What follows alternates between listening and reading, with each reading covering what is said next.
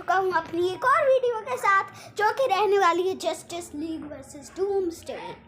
तो फिर ट्रिनिटी ने डूम्सडे को बीट कर दिया था with the help of kryptonite, और क्रिप्टोनाइट था उनके पास, इसलिए हम नहीं मानेंगे कि ट्रिनिटी ने बीट कर दिया था। तो फिर अब हम देखेंगे कि क्या ट्रिनिटी ओरिजिनल डूम्सडे को बीट कर पाती है। नहीं, ट्रिनिटी नहीं, पूरी जस्टिस लीग।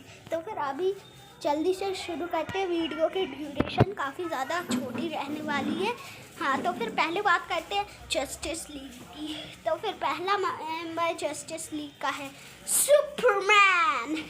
हाँ, तो फिर सुपरमैन की पावर्स में आती है, सुपरमैन एक क्रिप्टोनियन है, यानी कि वो क्रिप्टोन प्लैनेट से है, और यहाँ तक कि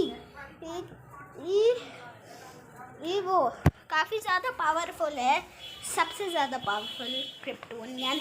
और फिर उसने स्टेपेनवुल्फ को रिसेंटली बीट किया है, और उसकी पावर्स में आती है super human strength, super human durability, agility, stamina. तो इसका इतना ज़्यादा है कि क्या बताऊँ।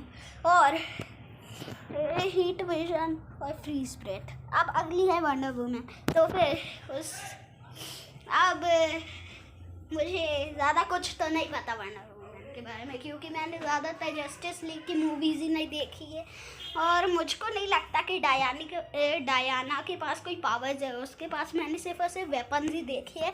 तो फिर अब साइबोर्ग की तरफ बढ़ते हैं। तो फिर साइबोर्ग एक मशीन हाइब्रिड है, मशीन ह्यूमन हाइब्रिड है, इसलिए वो काफ़ी ज़्यादा इंटेलिजेंट है, इवन बैटमैन से भी ज़्यादा। और उसकी पावर्स एंड एबिलिटीज़ में आती है एक हाफ आई लेज़र।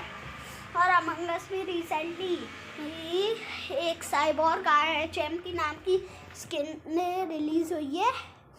हाँ, तो फिर अब बैटमैन की तरफ बढ़ते हैं। वैसे मुझको शायद ही अगर आवाज़ ठीक से ना आ रही हो तो फिर वो मेरी गलती नहीं है।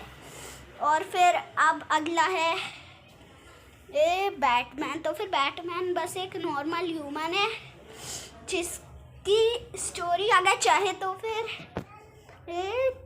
बैटमैन वर्सेस सुपरमैन में ही ख़त्म हो जाती है।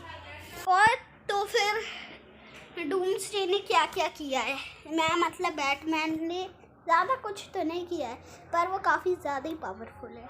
और फिर अब अगला है एक्वामैन। एक्वामैन ने तो वैसे उतना पावरफुल नहीं है, बस उसका ट्राइडेंट ही उसे पावर्स देता है, जिसके पास है lightning power, water controlling power, और वो पहले पोसाइडन का भी वेपन था, इसलिए वो काफ़ी ज़्यादा ही पावरफुल है।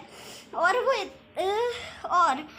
अब जस्टिस लीग के लास्ट मेंबर की बात कर लेते हैं, जो कि है, कौन था वो?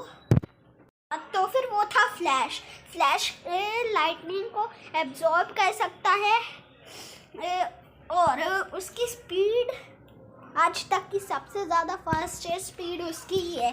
और अब बात कर लेते हैं डूम्सडे की। तो फिर डूम्सडे एक बड़ा सा ही मॉन्स्टर है,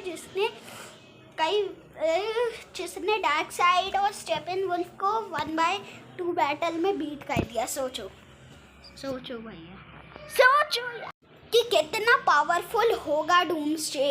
इसकी पावर्स में आती है electric blast, heat vision, super human strength, super human durability. तो फिर आप फाइट ब्रेक डाउन करते हैं। तो फिर पहले तो डूम्सडे ने सुपरमैन को मार दिया, और बैटमैन की भी पूंगी बच जाती अगर वंडर वुमन टाइम पे ना आती। और वंडर वुमन के चेहरे पे भी डर था, इसलिए ट्रिनिटी तो गई। अब साइबोर्ग की तो चलने नहीं वाली, क्योंकि वो स्टेपेनवुल्फ और सुपरमैन से ही हार गया था। और अब अगला है एक्वामैन। तो फिर उसकी वाटर पावर्स तो उस पर काम नहीं करेंगी, और एक्वामैन लाइटनिंग प्रूफ भी नहीं है, तो फिर पानी में तो और ज़्यादा तेज़ लाइटनिंग लगती है। तो फिर शायद एक्वामैन नॉकआउट हो जाए। और अब फ्लैश को डूम्सडे छू ले, ये काफ़ी ज़्यादा मुश्किल है, क्योंकि फ्लैश की स्पीड ही ज़्यादा है, इतनी ज़्यादा कि सर्टाइल जैसे डीमंस जो कि काफ़ी ज़्यादा फास्ट है ना पकड़ पाए। लेकिन अगर डूम्सडे का एक भी हिट या फिर अटैक फिर फ्लैश को लग गया तो फिर वो वहीं पे ही नॉकआउट हो जाएगा। हाँ तो फिर गाइस अब मैंने जो कैलकुलेशंस की है उसके हिसाब से तो डूम्सडे बड़े आराम से जस्टिस लीग को हरा देगा। अगर उन्हें एक एक करके अटैक ना किया तो फिर भी मुझको तो लगता है कि हरा ही देगा। तो फिर आपको ओपिनियन क्या है, अलग भी हो सकता है, कमेंट्स में ज़रूर बताना। तब तक के लिए bye bye, tata, goodbye, sayonara.